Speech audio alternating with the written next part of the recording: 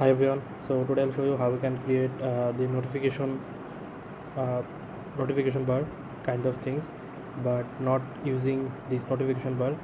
And you can do this with your any element under div or grid or whatever you want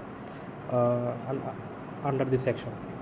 So if I show you, this is a notification bar which is by default by Breakdance, and if I click on this icon it will be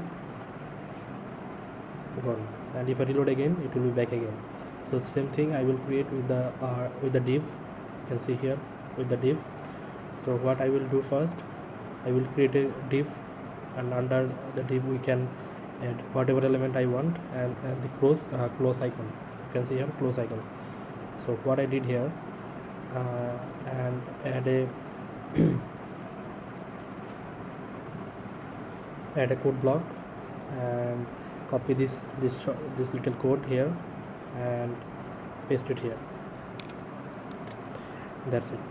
And what you will do, just copy this close and click under the div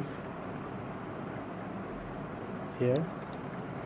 You can see here I have already existing this class, and set this class under the div close and click close click. And for the close icon you can just choose this close click to close, this one, and set this here, and that's it.